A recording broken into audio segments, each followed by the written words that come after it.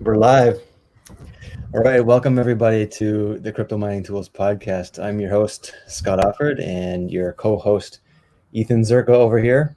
Hey everybody, Ethan Zerka here, and then down over here we have Jim Andersen, who has a beard that I'm very jealous of, and also want to let everybody know that this is the last time you're going to see me smooth face because the beard is going to start growing from here on out. So. Nice. Right. Yeah, it's getting colder. Yeah. Yeah. Awesome. Well, Jim, it's great to have you with us today. Bitcoin is just over 10,000 today. I was hoping it would be a little bit higher for this podcast recording, but sure, yeah. Taking a bit of a dive recently. I hope nobody was too long on it or bought in at the top, but yeah, that's how crypto goes. But so today we're going to be talking a little bit about blockchain and mining and crypto. So we just want to know a little bit more about you and how you got into the industry, and what you've been up to in the past and what you're up to now. Yeah, tell us how it all began. All right. Well, it all started back when so my most of my professional career from the time I was 18 on, I've been in the military and then government. So for the past couple decades, I was doing that, and it's a nice, good, stable job. I like doing it, mostly in intelligence and communications, that type of thing. Somewhere along the way, I'd say pre-2017 Ethereum craze, a buddy of mine mined a Bitcoin with a GPU over a good amount of time. Even back then, it's still those were the days. Yeah. So after watching him do that, I somewhere in between the time that he finished and something happened with Ethereum where it was still pretty new, I kind of got an interest in. I was aware of Bitcoin already, hadn't done any mining, and I thought, well, I love hardware. I've always been a junkie from the Tandy 1000 that my dad brought home when I was a kid. I remember those from Radio Shack, right? Yeah, absolutely. Yeah. So, I'm big on hardware, custom builds, been building rigs forever, gaming rigs. So I got this idea of, why don't I just, I can do 6 cards in a row. Are you kidding? This is a thing now. You can together, and you can. At the time, cards weren't too expensive. Ethereum was pretty profitable, but it wasn't, like I said, it was pre-2017 craze stuff. So I put one together, and I was like, well, this, just from a hardware aspect, I loved it. It was fun to get all these things working together, and it looked pretty cool too, kind of steampunkish, right? So on the flip side, of course, I'm making money at this, and down the rabbit hole you go.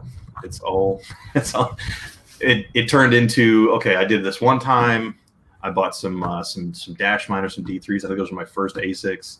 And I moved into, at some point you run out of outlets in the house and you go to the shed, and then the electricity bill gets kicked out. So at the time that I was maxing out our power and our electricity, I decided I've always been a fan of history and mining, traditional mining. And I live in Arizona. Of course, there's a lot of mines and things you can poke around in. So I owned a patented mining claim, about 200 some acres up in the Chiricahua Mountains. And I thought, wow, I'm not really using it for anything anymore. Mm-hmm. So I sold that, used those proceeds to fund a digital crypto mining farm, and went to town. And this was just about the time of the Ethereum craze. So things were good, but they were also getting really expensive. Mm-hmm. Yeah. And well, I went to town and I started, building GPU miners and offering, hosting services and ASIC mining. And then I went into pools running, I thought, well, if I'm going to do mining and I have enough power, why don't I start pools? And I'm still working a full-time job. So at one point, the owner of Distributed Ledger, Mike, got in touch with me, probably something around Loki and the Crypto Night.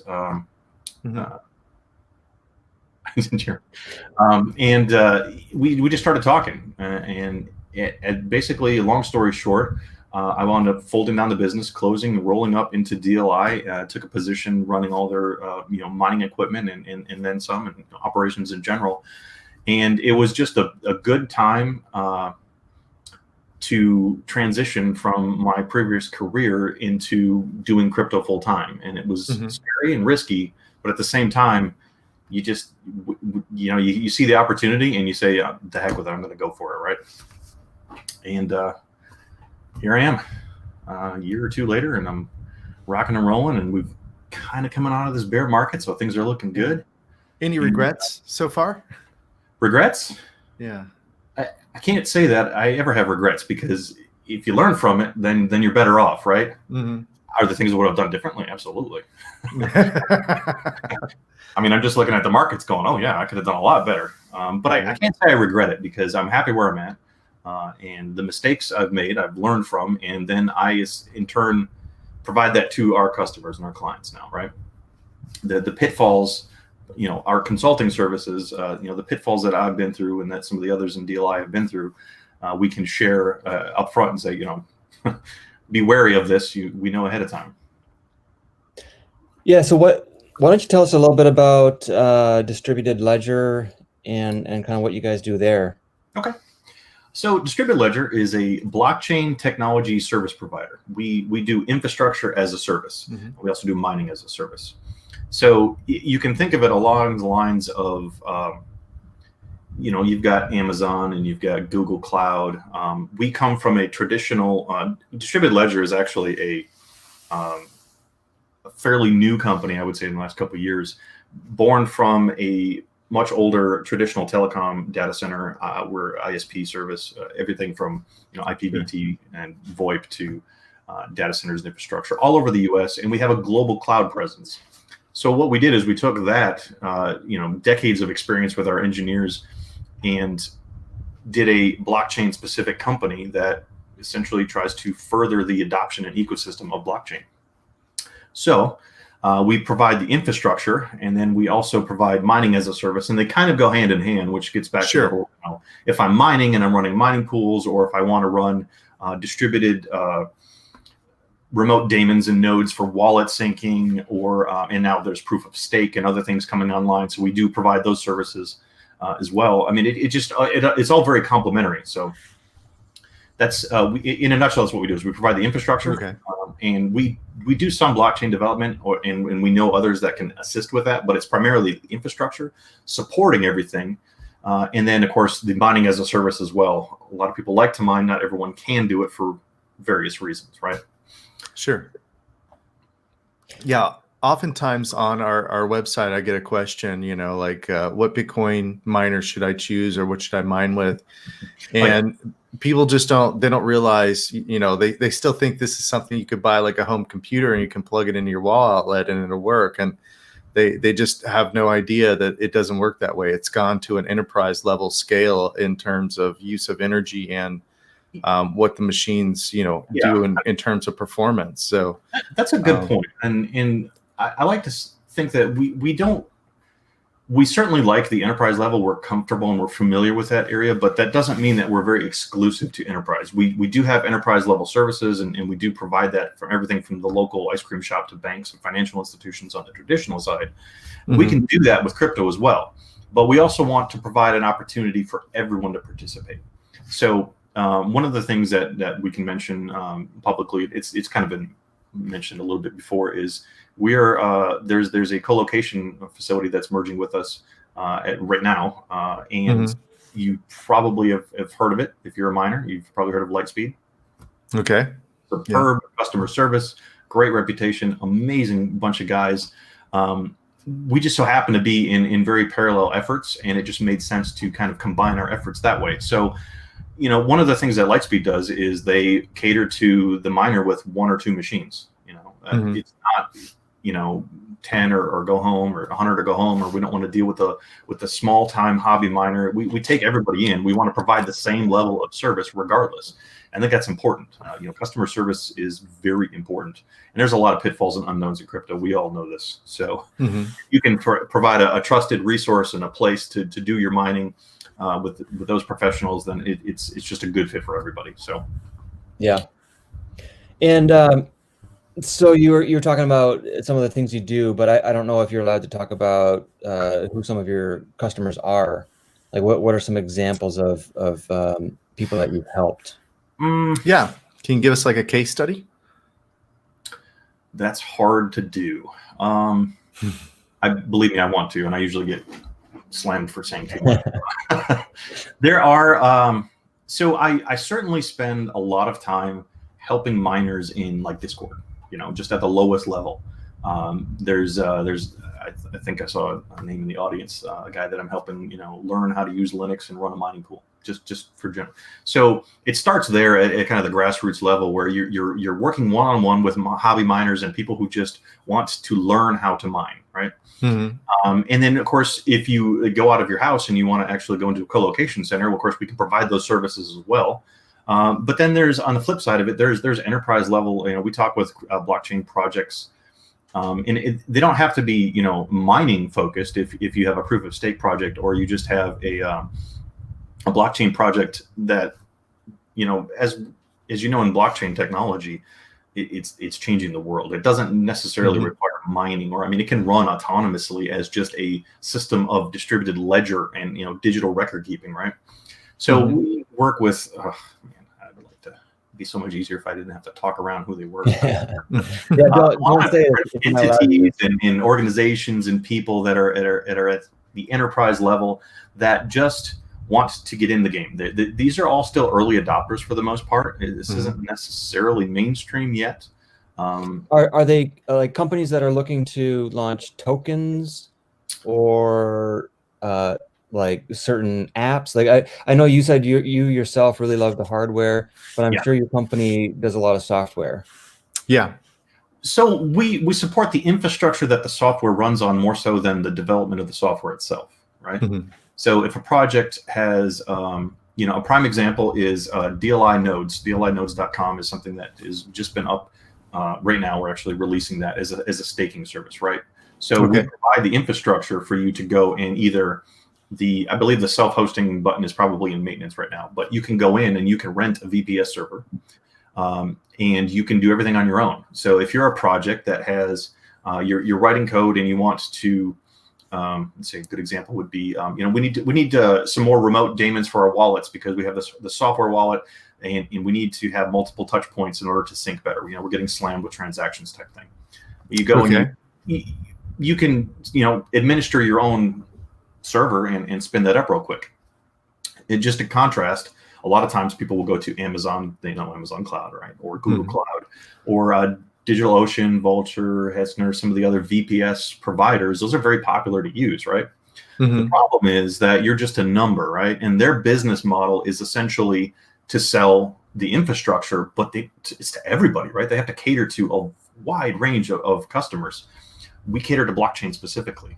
So if you want to run a Zen secure node, for example, I run them myself. I know exactly what it takes to run those. And we have the network engineers and the professionals behind. So I will set up a quick button that says, you want to run a Zen secure node or a super node, right? There's a difference. Super requires an IPv6, for example. So we have this all predetermined, and you get exactly what you need at probably half the price, honestly, compared to your traditional hosting services where you kind of have to go with the lowest common denominator, right? Like 2 vCPUs, 4 GPU, 4 gigs of RAM, and 120 gigabytes of storage. Well, you have to go with the lowest common denominator and find the right package where you might be paying for extra that you don't necessarily need. We have, the ability to tailor that down to the very specific project that you want. And if there's another project out there that's not represented, just tell us and we'll look into it, and we'll work with that team to set that up. That's like the self-hosting side of things. And then there's the DLI hosting side of things. And that button is active. As a matter of fact, we just stood up a Harmony validator. So if you want to get into staking and delegating, we have a very quick and easy way for you to delegate your Harmony to our validator. So that's more of a service that we provide. And then to take that one step further, when you have larger clients that are looking to either build their own blockchain or integrate their own blockchain. A lot of times it's a transitional thing where they want to integrate their current business model and transition it to blockchain. Maybe not all at once. It's a little bit risky. Sometimes people get a little like, you can't just stop business, right? So those are much larger efforts where it's, we take the time to really understand what their need is. First of all, I have a tech background in doing a lot of systems training and technology research and implementation. And I learned a long time ago that just because it's a new, cool, shiny buzz widget doesn't mean it's the best fit, right? Oh, yeah. You hear the blockchain buzzword and you're like, oh, let's do that. Yeah. use case might not be proper, or there might be something you're not considering. So we take the time to understand first. It's a really long answer. I don't know if I was specific. No, that was a great answer. I do have one question for you though, and you may or may not be able to answer me. So hopefully you'll be able to answer this.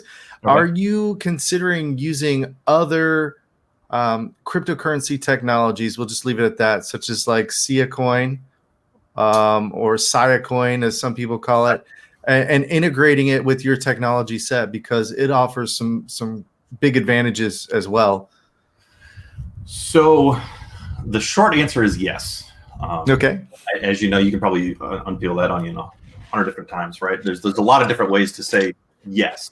We don't necessarily create the technology, but if there is a use case for it, and Coin has, as you know, Lightspeed integrating with us is probably it is the world's largest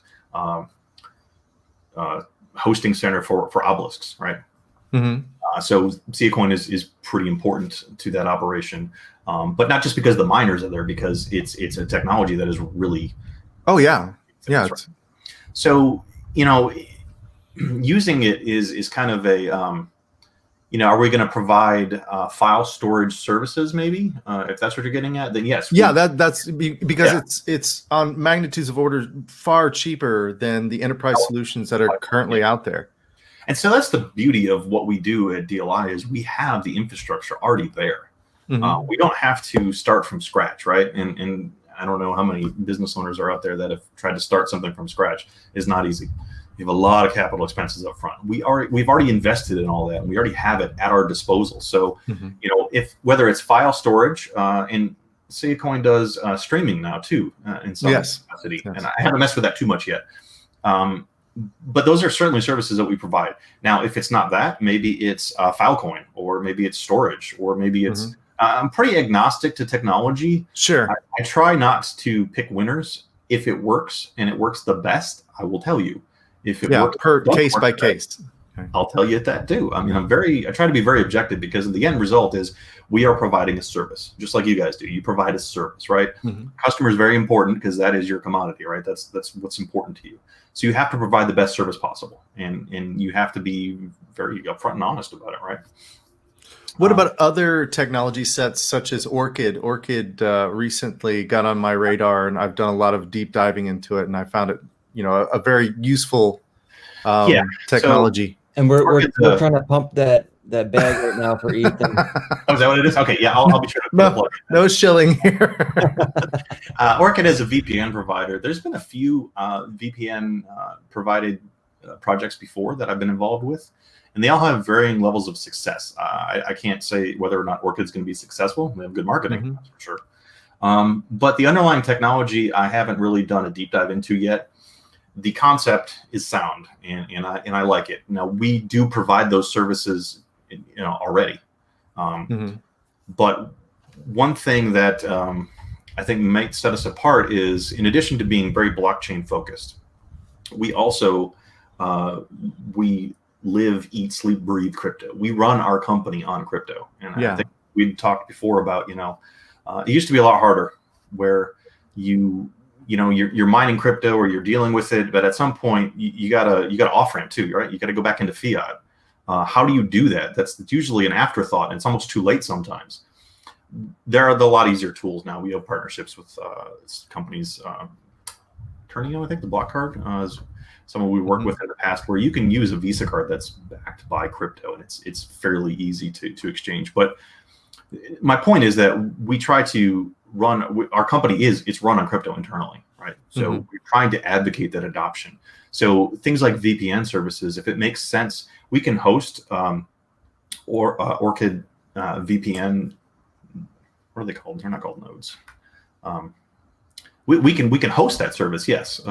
But if it doesn't make sense, if there's a better way to do it, in the end, we're just agnostic to it, right?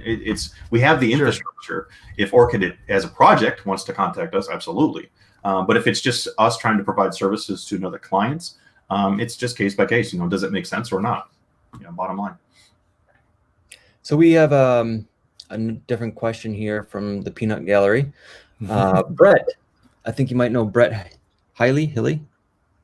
Okay. He says, Jim, how are you monitoring your miners? What technology and tools are best in your mind for fleet Oh, support? so okay, That's a great question. it is a really good question, Calls and it's himself Client X. Client X. It's you really have to look at it at different tier levels, right? So I hobby mine all the time, even in my house right now. I know I got kicked out, but I still have. There's a miner on the bench over here. There's one down the garage. When you're doing hobby mining, it's really whatever makes sense to you, right? I think there's two things. One, you monitor the system itself, and I'm not trying to plug or shill any companies. You can use Hive OS, you can use Simple Miner, you can use EthOS. There's a lot of different. Awesome Miner, I think, has some. There's MinerStat. Take your pick. They all have pluses and minuses, and they're all really good for monitoring your rigs at home, right? Your hobby level. Mm-hmm. Another thing is learn to use Excel. I can't stress that enough. Track what you're mining every day. You don't have to log it every day, but go back over the records of the pool. At least once a week. Track what you're mining. It's really important because you have to understand not only the live snapshot of your dashboard as you're moving things around and switching algorithms, but what are the end results as well. At the enterprise level, it's a whole nother ballgame, especially when you're in a co-location environment where our clients expect things to be up 24/7, 365. Everyone expects that. I expect that. Realistically, it's never going to happen, but it doesn't mean I can't strive for it. So we have a lot of redundancies in place and a lot of to be honest, most co-location facilities usually roll their own for the most part, and that's the solution that Lightspeed has as well. Is it's an internal roll your own solution backed by a very talented group of software developers who have really made the solution work for Lightspeed. Is that product exportable? Probably. But you run the risk of a lot of like MinerStat is a good example, or Awesome Miner. They can handle things pretty large scale, right? They're designed to do so. Yeah. But you run the risk of at some point something doesn't work right, or you need a fix, and you're one client in the sea of many. So your level of usage, might not dictate a high priority for getting your change done. So at some point, there's a level where you kind of have to roll your own. Yeah, and I've seen that too. Just being in the industry for a few years, and I've been on a team that has helped develop solutions like that, and it comes to a point where your target market is, a certain demographic where they don't only have 10 miners, but they don't have 10,000 miners, somewhere in between where maybe they haven't looked into rolling their own, like you said, yet. Or maybe they just don't have the capabilities internally to do it. Maybe they're a new startup and they're hosting miners for other people, and they want to provide a solution to their end customers. Those type of people are looking for a management solution. They might not be able to roll their own, but they also might not be able to pay those enterprise level fees. So yeah, I hear what you're saying there. Yeah, I mean, to just make your own from the start is just not feasible usually. They're all good. So there's a lot of good solutions out there. You just kind of have to take what works for you the best. I mean, I don't really want to show one program or another. I've used most all of them, and they're all good. I mean, there's none that are really bad. Sure. So it's kind of it's a good question. It's a hard one to answer, but at the same time, take your pick, right? If you want to. Yeah, use whatever works. You've got your ones that work, with GPUs, and you have some that work with ASICs, and there's a whole mixed bag out there. Yeah, if you're a GPU miner and you're looking for something easy, use Hive or Simple Miner. Those are probably the easiest to get rolling, right?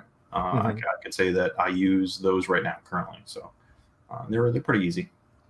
Yeah. What are some things to avoid if you are getting into this as a hobby? Sorry, that comment there. That's some things to avoid. Avoid the hype. Avoid the FUD. It's never too late, and you don't have to rush, right? I think time is money, but you don't have to have it right away, right now, and don't pay ridiculous fees right now. For example, if you want to go buy well, actually, right now, if you want to buy like a 1080 or 2080, it's probably a good time with the new NVIDIA release of the 30. Oh yeah, I can't wait. Also with the Ethereum craze going on right now and all the fees and everything else, the most efficient GPU miners are not NVIDIA. They're usually AMD, and I know some people don't like them because you have to fiddle with them, but that's also your strength, right? Mm-hmm. So you go try to buy a 5700 right now, prices are going up pretty fast. You don't have to get the latest, greatest. Be patient. I bought a bunch of mine on sale. Look for them. Buy used, right? Don't try to just go out and buy everything all at once, because I think the best piece of advice is whatever rig you build first, whatever you start with, just consider it a 100% loss. Don't even try to make your money back. Don't even think about it that way. If you're approaching it from, I'm going to do this to make a bunch of money, you're starting off on the wrong foot. That's we get a lot of people who come to us like that. And then they're like, how come every calculator that I look at, nothing is profitable? Ooh, man, I spend so much time every week, and I enjoy it, trying to help people understand how to calculate mining profitability. It's not the what to mine calculator online. And believe me, I'm on what to mine every day. I'm not knocking that website whatsoever. Sure. I'm there every day, but you can't take that as a gospel. This is what I'm going to make. Yeah. So what is your favorite calculator to use, or what is your system? Well, if you'd like to schedule a consultation, I use Excel. I have my own formulas that I put into Excel that I use. Should that be translated into a nice GUI? Yes, absolutely. My intent was to learn Python to do just that, but I can only do so many things. So I use a lot of experience in a lot of searching over time, and I've combined it into an Excel spreadsheet that allows me to do all these calculations. Yeah. Okay. Yeah. Typically, what I tell people, I mean, Bitcoin is one thing. The algorithms that have been around for a while, the coins that have been established already, they have hash power, and it's a little bit more predictable as far as what that's going to be like from day to day. It's kind of crazy to say that, but it's true. Yeah. Bitcoin mining is kind of predictable. It's kind of stable, right? Yeah.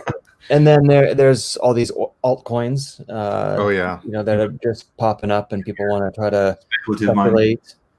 And yeah, so usually what I say there is, hey, if you're wondering if you're going to ROI, you're going to buy this new ASIC miner or whatever it is for this new algorithm, I say triple the difficulty and cut the price of the coin in half.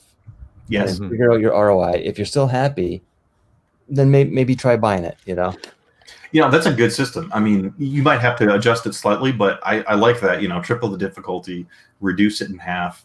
Reduce the price in half, yeah. Because a lot of times you get stuck in that whole, what is it currently?